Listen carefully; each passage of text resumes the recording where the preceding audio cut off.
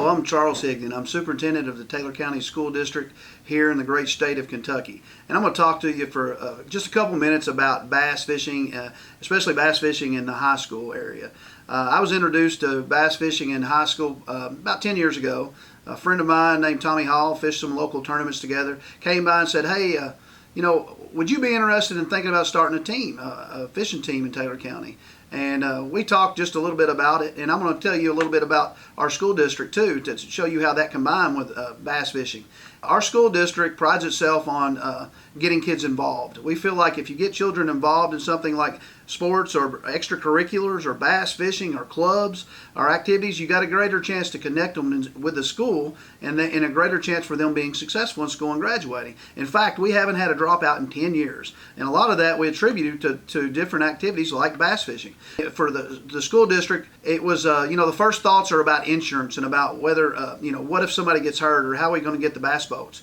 Well, we're in an area that really supports the school system, and that wasn't really a challenge for us as far as getting bass boats. We ended up getting parents and different community members to volunteer to utilize their bass boats, and every one of them had to have insurance on their boats, of course.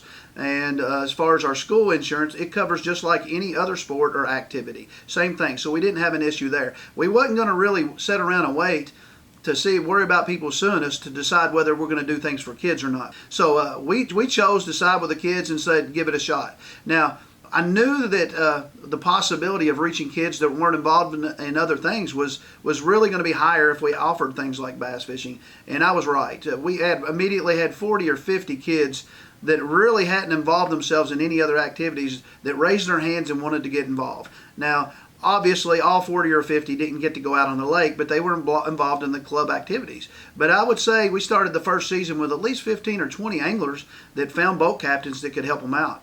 And, it created opportunities for them that they would have never thought possible. Also, students may go into different careers with the companies associated with fishing, with boat companies or lure companies. And, there's just a whole huge industry involved with this sport. I really feel like it is valuable in helping kids get organized and helping them learn life skills and learn soft skills necessary to find jobs. Just being a good teammate, being able to communicate with other people that's involved with the tournaments, and being able to get up on time at 5 o'clock to drive down to the lake for a 7 o'clock start time on a tournament. Those things are so valuable to these kids. So I really am, grateful and appreciative that somebody did approach me about this sport. As a superintendent, I know there may be hesitations, but I'll tell you, my personal phone number is 270-469-5759. If you have any questions about our school district and about the sport of bass fishing, I would give you, anytime you want to call me, I can talk to you a little bit about it, a little bit about the startup, and connect you with the same people, Tommy Hall and his wife Karen, who helped us get started in bass fishing. So I appreciate your time, I appreciate your patience here, and I appreciate you even considering this sport for your school and for your children. And I will tell you, your bass IQ just got raised.